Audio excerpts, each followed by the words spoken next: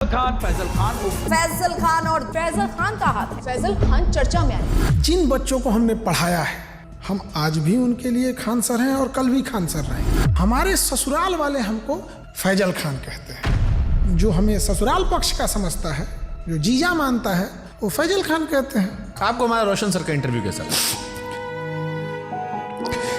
अब तक के आपके टोटल पोस्टकार्ड्स में सबसे ज्यादा झूठ उसी में बोला गया था। और रोशन सर से एक बात पूछते हैं, उन्हें बुरा नहीं लगे तो जिस समय उनको पॉडकास्ट में आए थे ना, उस समय उनको नेपाल जाना चाहिए था। रोशन आनंद सर के पॉडकास्ट में जिस चीज ने पूरे देश के दिल को झकझोरा था, वो चीज थी जब उन्होंने कहा कि अगर खान सर ने झूठ नहीं बोला होता, 8-10 राउंड तो हम देखे हैं यहाँ पे, तो एफआईआर नहीं होता तो मेरा भाई नेपाल नहीं जाता तो मेरा भाई जिंदा होता।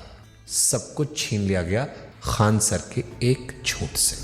2 जून को कि ये स्टेटमेंट नहीं देते कि गोली चला है तो हमारा भाई पटना में ही रहता। क्या हम इतने बेवकूफ हैं जो नेशनल चैनल पे आके गोली नहीं चली रहेगी हम बोलेंगे चला है? सिंपैथी होती है कि जब कोई जेल चला जाता है या कोई दुर्भाग्यपूर्ण घटना हो जाती है। आप भी कह रहे प्रिंस की मौत के लिए आप जिम्मेदार नहीं हैं। आप बताइए कैसे जिम्मेदार? हम इस घटना का दोषी फैजल खान को मानते हैं सर। क्या हम नेपाल भेजे थे? क्या हम कहे थे कि किडनैप करके लाओ? हम बोले थे कि नेपाल की शराब लाओ? हम बोले थे कि पिस्टल कमर में लेके घूमो? हम बोले थे कि किसी से रंगदारी मांगो? क्या हमने उनके सर पे मारा था? सर ये बहुत सेंसिटिव विषय है क्योंकि प्रिंस अब इस दुनिया में नहीं है। अगर ये फैक्ट गलत होगा, देखिए ये बात बोलना नहीं चाहिए। ये हम कुछ एफआईआर ले आते हैं। प्रिंस के ऊपर 2 किडनैपिंग का, 3 आर्म्स एक्ट का। मृतक व्यक्ति के बारे में आप ये बातें क्यों बता रहे हो? क्योंकि उनको पुलिस दूसरे केस में भी ढूंढ रही थी। ये वो एफआईआर है जिसकी वजह से देश छोड़ के जाना पड़ा। और इतना ही नहीं, एक और केस होता है उसके बाद। और एक चीज वो बहुत बड़ा गलत छुपाए हैं।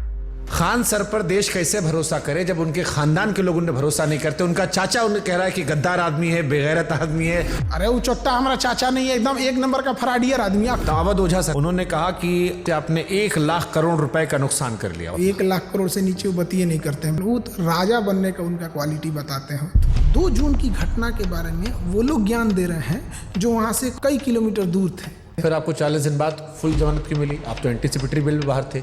20 तारीख को हमारी जमानत मिल जाती। हमारी कैसे लेट हो गई हम बताते हैं। आपके पास 2 आधार कार्ड है। आप फैजल खान के अलावा अमित सिंह भी हो।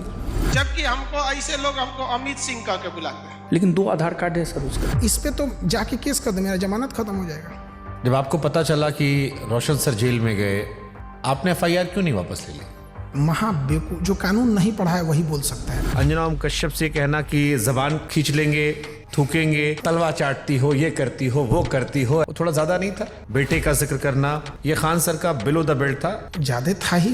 उसने भी उधर से बोला था 2 कौड़ी का, लेकिन उनका चैनल ने मेरा घर दिखा दिया। मतलब आपकी प्राइवेसी। तो फिर सारे टीचर लोग आपके दुश्मन काहे बन गए? सारे टीचर नहीं, 10-15 गो हैं। ये बनना चाहते थे मेरी तरह, नहीं बन पाए तो उनका खुन्नस है। और सबसे दुख जानते क्या लगा?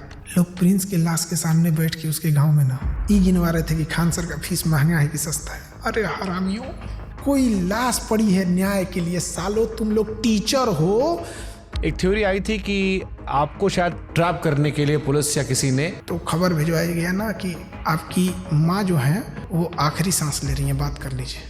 आजाद भारत में पहली बार किसी इंसान को गिरफ्तार करने के लिए इतना जी जान लगाया गया था, चाहे मीडिया हो, टीचर हो, प्रशासन हो। आप रक्षाबंधन मनाते हैं, त्रिपुंड लगाते हैं, लेकिन ईद नहीं मनाते उस तरह से। और ये सब मार्केटिंग पीआर का हिस्सा होता है। मेरे जीवन में बस एक ही कमी है कि मेरी बहन नहीं है। तो हम शुरू जब किए थे तो 5 ही राखी होती थी। 1000 राखियां एक दिन में हुई है। एक सवाल आया, खान सर गरीबी बेचते हैं तो अमीरी बेचे। ये चोट्टा वो कह रहा है जो 4000 में पीडिया बेचता है। लोग कहते हैं कि आस्तीन में सांप पाल रहे थे, हम आस्तीन में सुअर पाले थे। आप दिखाते हैं कि आप प्रोग्रेसिव इंसान हैं, लेकिन आप पिछड़ी सोच के आदमी हैं। और इस बार भी उनके धर्म का, बुरके का, ये सारी चीज आया। हमको ये नहीं समझ में आता, हमारी मेहरारू को देखने को एकनी को कौन सी चूल मचल रहा था।